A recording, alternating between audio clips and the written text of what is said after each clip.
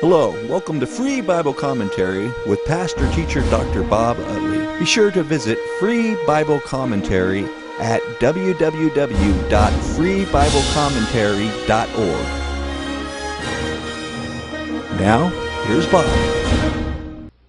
Well, we're going to be in Revelation 6 and 7 today.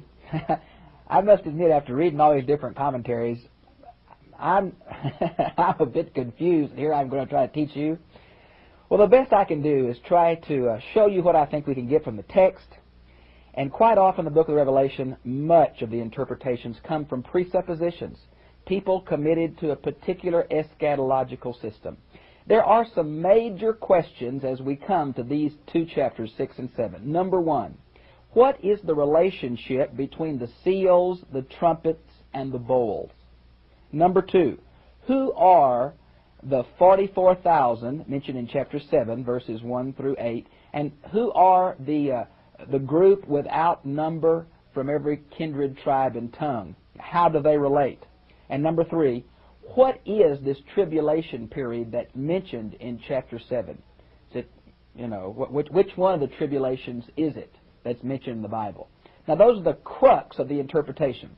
I was amazed as I read every commentary I could find how really emphatic people are on their own positions when very little of what they say comes from the text. Now, it's obvious there's some Old Testament allusions being drawn here. And the real question is not only where is the Old Testament account found, but what exactly is John using it to stand for? Example, we come to say, "And the Lamb broke the first of 7 seals. I looked and heard one of the 4 living creatures say with a loud voice, voice like thunder, 'Come.'" Now we're going to see what's called the 4 horsemen of the apocalypse. This obviously comes from Zechariah chapter 1, verse 8. There's also an allusion to 4 colored horses in Zechariah 6, verses 1 through 8, where these horses pull chariots. Now it seems to me as a direct allusion to Zechariah here in this first passage. Now, the real question is being, who is on the first horse, the white horse? It's gone as far as from Jesus Christ to the Antichrist. Well, godly men can interpret the same metaphor all the way from Jesus to the Antichrist, you know there's some kind of confusion. So I'll give you what I think the text says, how far I think we can go, many of the different theories, and give you what I think is the best opinion. I want to say again that these seals, trumpets, and bowls must be related to the wonderful throne vision of chapters 4 and 5. And I personally think the throne vision of 4 and 5 is connected to the churches that are undergoing persecution. I don't think we cut off the church in chapter 3. I think the churches set the stage for the rest of the book. And the rest of the book are done in light of the churches, not in the exclusion of the churches. Now, so when the Lamb broke the first of 7 seals, notice this is not the book yet. It's just the seals that close the book. The seals really have nothing to do with the reading of the book yet. That comes later. It's just leading up to. That's why I really think that these seals lead into the trumpets, which lead into the bowls. Each one of them gets progressively worse. It seems to me that the 6th seal and the 6th trumpet are the end of the world. So I see these as cyclical ways. They're dealing with the same general period of time toward the close of the end of the age, and from 3 different continuing to intensify perspectives. I think these ideas of the 4 horsemen are things that are present in the earth in every age, but at the end time will be intensified. As the demonic intensified when Jesus came the first time, the demonic will intensify just before Jesus comes the second time. Now, and notice it says 4 living creatures. In my opinion, those are angelic creatures, and they say with a loud voice, "Come." Now, the thing of the voice like thunder is mentioned in chapter 14:2 and 19:6. Now, the "come" can mean "go forth." Now, King James has a little added thing here, and really it's a pretty good addition. It comes from the Sinaiticus, and so it has some very ancient attestation to come and see. Now, some say that the angelic creature is speaking to John. John, come and see what's going to happen. But in context, the angelic creature is speaking to the 4 horsemen. Go, do your thing, as they ride across. So I think when you see he's speaking to the four horsemen and not to John, it changes the interpretation. Many folks say that this is the idea that John is to come and look. One reason it's so significant here is when they make Jesus Christ the first horseman, it's funny to me that he's one in a series. It's also funny to me that an angel can command him to come. Now you say, well, Bob, why have some thought that this first white horse is Christ? Well, he's on a white horse. Jesus will be mounted on a white horse in chapter 19, particularly verse 11. Some say, well, he wears a crown here, and he wears a crown in chapter 19. Yes, but the crown here is Stephanos, and the crown in 19 is diadema. So it's a different crown. Diadem is a royal crown, but Stephanos is a victor's crown. Two different ones. Well, some say that this is not referring to Christ himself, but to the expansion of the gospel, as is mentioned in, let's say, Mark 13:10, or Matthew 24:24, I believe. Excuse me, 24:14. And they see this victory and conquering as the gospel. But I really think in context, these are four of the traditional enemies of man, like plague and death and war and famine, those kind of things, and Zechariah chapter 1 verse 8 shows that. Now notice it mentions, I looked and a white horse appeared, and the rider was carrying a bow. Now this can't be Roman, because Romans don't carry bows. There are many passages where God carries a bow. I have them listed in your notes. Some say this refers to Jesus carrying a bow, but he said in chapter 19 to have a sword coming out of his mouth, not carrying a bow. Some say it's an allusion to the Parthians, who were the traditional enemies of Rome and defeated them so often. I think that might be interesting footnote of history, but it has nothing to do with the context of this passage. And it says a crown was given him, a Stephanos. We get the word Stephen from it, a victor's crown. And he came to ride forth, conquering and to conquer. In my opinion, it's a symbol of war here, not of victory. Then he broke the second seal, and I heard the second living creature say, come, and another horse came forth, red. Now red here seems to be the idea of slaughter. Some say if the first one is war, the second one is civil war. I'm not sure we can be that specific. I just think it's another aspect of men killing each other, which we see quite often as one of the ways God used in the Exodus. In the conquest in Joshua to remove the enemies. Now, notice it says there's another horse come. It's a black horse, and he's carrying a pair of scales in his hand. That's the symbol of famine. Notice it says wheat 50 cents a quart. Now the word 50 cents, it's hard to put monetary value. This is 1 denarius. We learned from Matthew 20 verse 2 and later on from Herodotus. This was a day's wage for a laborer and a soldier. And so it's 1 day's wage, and all he can buy is a quart of wheat. Now that's what Herodotus also tells us was what took to keep one man alive is 1 quart of wheat. It's not quite a quart. It's a Greek word. It means about 1.92 quarts in our equivalency, but close enough for a quart. Now notice it says that you can buy barley 3 quarts for the same price. Barley was a poor kind of grain. The poor people ate it. Some would say here is a man working all day just for enough food to feed himself and not his family. Maybe the idea. And there's been much discussion about, but you must not enter the wine and oil. What does that mean? Well, we just don't know. Not enough information here. There's been a million interpretations. I simply think it's a limited famine. Kind of like the people who are going to die in verse 8 are limited to 1/4 of the earth. It's a way of showing the limit to the famine, and I don't think there's any symbolic action here about the Dead Sea Scrolls and the offering of wine and oil. I think that's just reading too much into it. I do think it's a good place where we see this limiting is where the next section or cycle of judgments, the trumpets, intensifies a little, and then finally the bowls are very intense. Now, notice where it says, and I looked and a pale horse appeared. Now in English, we get the word chlorine from this. It meant kind of a yellowish green, a pale green, okay? And many think it's of course, it says here, death and Hades. Now, the idea of death and Hades, they appear quite often together in pairs, and you can see in your notes the number of times. Death and Hades, and that's the symbol of war again, or what war and famine and plague all together. There are several places in the Old Testament that these fourfold enemies of man are mentioned. You might want to see Ezekiel 14:21. You might want to see Leviticus 26:21 through 26, where the four are mentioned together. Notice here they're spelled out. Kill people with a sword, famine, wild animals, and so here we see a terrible time of judgment. Now the question comes, what's happening in heaven while all this is happening on earth? And in verse 9, Then he broke the fifth seal, and I saw under the altar. There's been much discussion among commentators. Is this the altar of sacrifice or the altar of incense? And there's different ways of looking at that. I don't think it makes that big of difference. It seems that the rabbis said that under the altar of sacrifice was a specially holy place.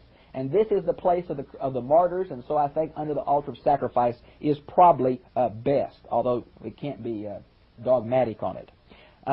Where the souls seem to be disembodied of those who have been slaughtered for being faithful to God's message. Now, there's many times we talk about people being faithful to God's message and their testimony. We see it in chapter 1, verse 9, chapter 12, verse 11, and 17,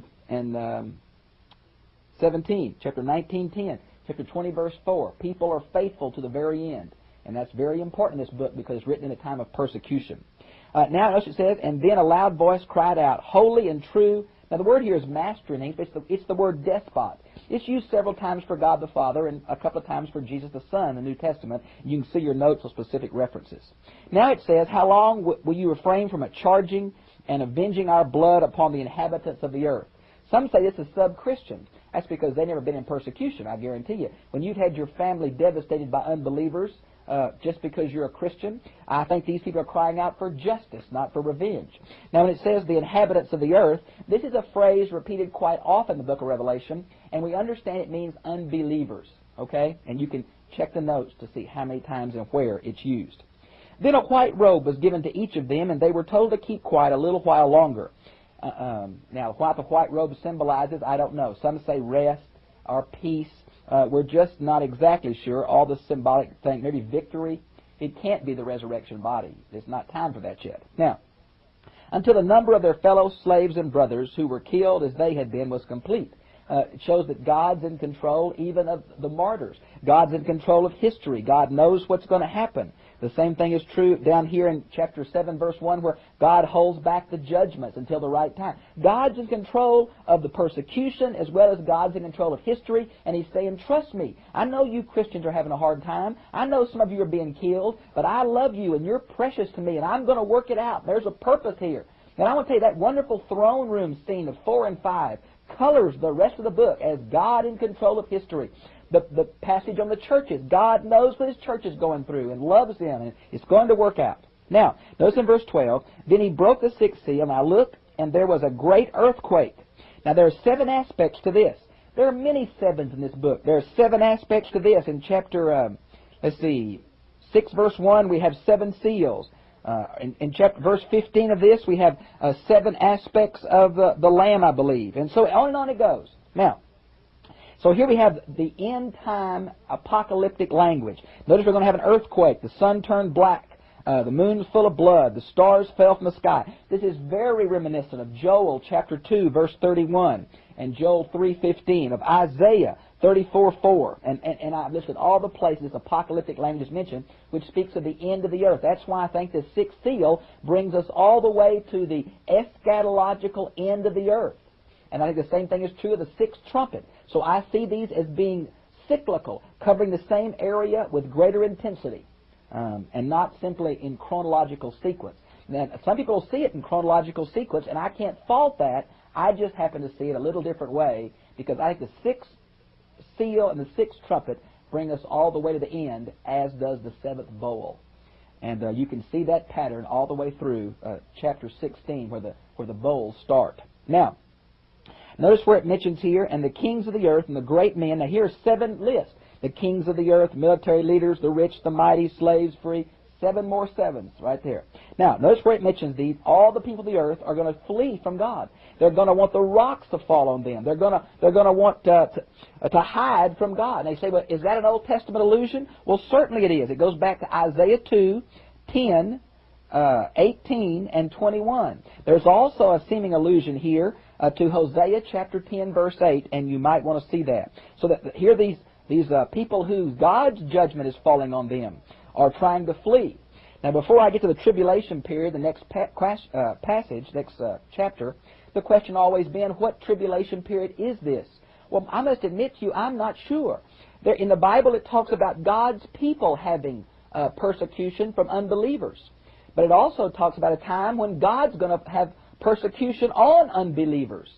Now, are the birth pains of the new age, Mark 13:8, does it include the Christian suffering, or does it include unbeliever suffering, or both?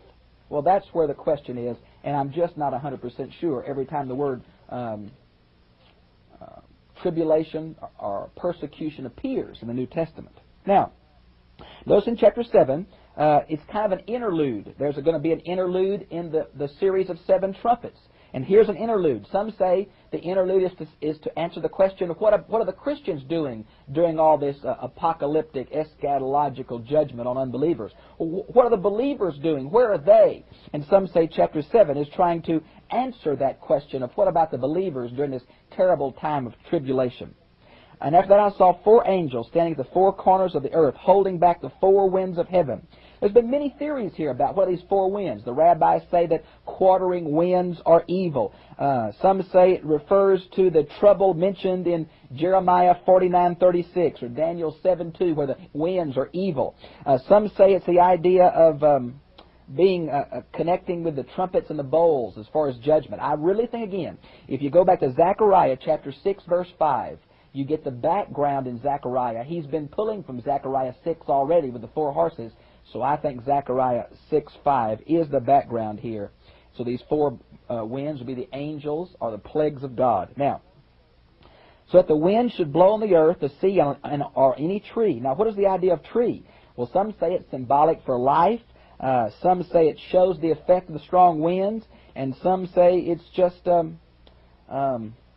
symbol. And I'm not sure what it's for. It's very unusual. It's here. It's unusual when this listing occurs. Do not injure the earth, the sea, or trees until we mark the slaves of our God with a seal on their foreheads. Now, here's the idea. Why has God been holding back judgment on the unbelievers? Because He wants to mark His own. Friends, if you were going under persecution, being killed for your faith, it would really encourage you that God has a mark on your forehead. God knows who you are. God knows where you are. God knows what you're going through. All things are in His hand. Now you say, well, what is the seal here? Well, we're not sure. There's a seal back in Ezekiel 9, verses 4 and 6, that I think is the Old Testament allusion to this sealing. We see it again in Revelation 14:1, where a group of God's people are mentioned as being sealed. Seal shows ownership. A seal shows genuineness. A seal shows protection. I've listed in your notes all these scripture texts where these occur. Now, it says the number of those who were marked is 144,000. There's been a terrible fight here over who are these. Well, because it's mentioned that they're the children of Israel, and a list of the 12 tribes follows, why would anybody be in doubt? Seems to refer to the Jewish nation. Well, the problem is the list is wackoed. And John knew how to put a good list. There are 28 lists in the Old Testament. They all disagree some, but they're very basic in their structure. We've got Judah listed first here, which is highly unusual. It's only listed one other place, on the camping around the tabernacle. We have Joseph listed instead of Ephraim. We have Dan completely omitted, and we have Levi included, who's usually left out. Now, I think John knew his Old Testament well enough to know that he listed it funny. I think it was his way of saying it's not literal Israel. I also think the number is symbolic. 12,000 from each tribe. That's unusual, only 12,000 from each tribe. The tribes were almost unknown by John's day. You have Asher mentioned, you have Benjamin mentioned, but most folks would think they're from Judah in our day and would claim to be from Judah back then, because most of the northern 10 tribes didn't come back. So I think that's the idea. I think the context shows us it's symbolic. So you say, well, Bob, who are these people? Well, it depends on your presuppositions. Some say that this is converted Israel, Romans 9 through 11. Some dispensationalists say it's Jewish preachers when the church has been raptured out, and these Jewish believers are going to be evangelists. Others say it's the church as using Old Testament titles. Now, I personally think that's what it is, because I see the New Testament as putting titles of the people of God in the Old Testament on the church. I see it in Revelation chapter 1, verse 6, where it's called a kingdom of priests, going back to Exodus 19. I think I see it here in the idea of the 12 tribes. The terms for the 12 tribes, the diaspora, is also placed on the church by the book of James and the book of 1 Peter, and we see that same designation there. There are many references in your notes of where the church seems to be called spiritual Israel, and you can look that up. Dispensationalists would radically disagree with me on that, but I think they're more presuppositional in this area than they are biblical. Of course, they think I am too. So you have to look at my notes and look at their notes and see which you think has the better understanding. Now, so we got 144,000 people sealed. We have a list of them there that I've showed you some of the problems with it. There's another group in verse 9. Who are they? And after this I looked, and there was a vast throng that no one could count, from every nation, tribe, people, tongue, standing before the throne. Notice we're still in the throne room of chapter 4 and 5. Now, who is this second group, and how are they related to the first? Now, this has been the big question. Some say they're the same people. Some say they're the people of God in heaven, 1 through 8, and the people of God still on the earth. I must admit, I don't know. My tendency here, because of my presuppositions in the book, is they're the same group of people. Maybe the church militant and the church triumphant in heaven and on earth. But I really think it's the same people of God. You say, well, Bob, how can you get that? Well, I think it's two different ways of talking about what God's going to do with His people. And I prefer the term the people of God, which makes no distinction between Jews and Gentiles. I don't think John makes a distinction anywhere in his writings between Jews and Gentiles. So you have to see what you think on that.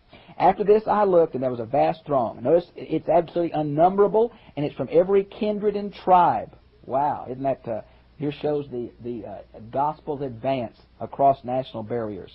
Notice they're still before the throne. They're clothed in white robe with palm branches. And there's been much discussion here. Is this going back to the Passover idea, like in the Gospels, the Feast of Tabernacles, or is it a symbol of victory? I think it's a symbol of victory here more than a set Jewish feast. And our salvation is due our God, who is seated on the throne, and to the Lamb. And all the angels stood around the throne, the elders, the four living creatures. I think these are all groups of angelic beings. And they fell on their faces and before the throne, worshiped God, saying, now here's a sevenfold blessing. Amen, blessing, glory, wisdom, thanksgiving, honor, power, strength to our God. Another one of these hymns. We saw some back in chapter 4. We saw some in chapter 5. Here we have some in chapter 7 that shows we're in one literary context. We only have to break it up because of our misunderstanding the author's intent. But it's one flowing vision to him, one flowing truth. Now, and I answered and said, one of the elders said, who is this? And John says, oh, I don't know. You know, sir, tell me. And the very fact he calls him sir is another reason why I think the elders are angels, because that's the common way to refer to angels in the book of Daniel and such.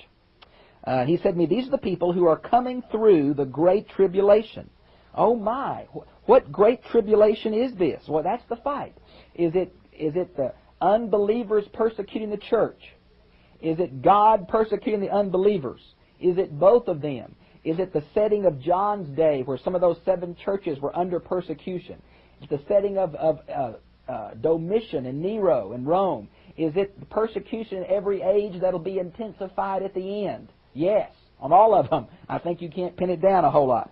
Or closer than that. They washed their robes and made them white in the blood of the Lamb. What an unusual metaphor. Made them white in the blood of the Lamb. But that is the gospel. That in Christ's death we have righteousness. It is in His substitutionary atonement that we are made whole. And that's the truth of the gospel. Now, notice it says then, and this is why they before the throne of God day and night serve Him in His temple, and He who is seated on His throne will shelter them in His tent. This is the root Shekinah, to dwell permanently. What an encouraging word.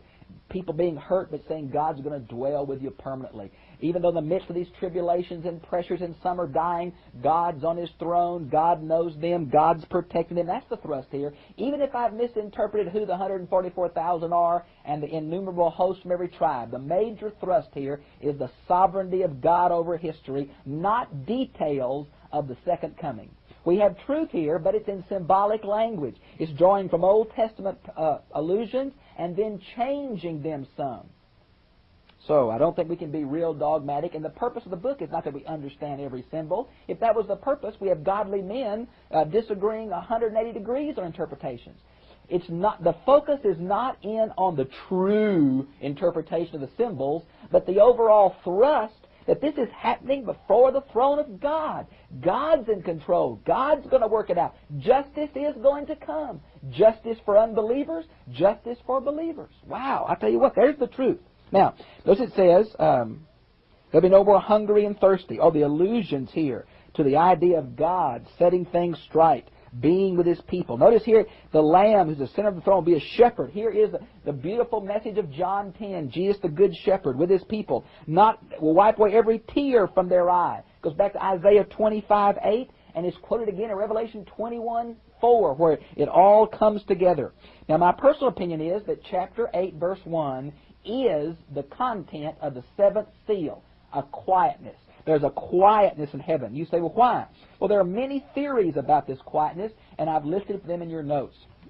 Some say it means this and this and this. We're not sure. But I think that's the content of the seventh seal. Now, some say the seventh seal is really the seven trumpets. And some say the seventh trumpet is really the seven bowls. Here we have a picture of a persecuted church.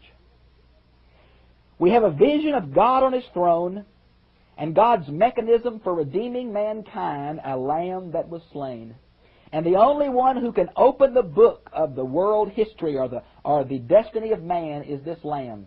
And as He opens the book, He hadn't got to the book yet, all these plagues begin to fall on humanity. In the midst of these plagues, we see that God is in control. God does know His people. He's got them marked and sealed. And there's going to be a huge group of saved people there. A huge group from every kindred and tribe there. Pray, that's the word. That's the message. That's the great truth. Not the details of this apocalyptic language. Because we all disagree on the details. But the overall theme is sure. Our God reigns. Hallelujah. See you again, same time, same place next week.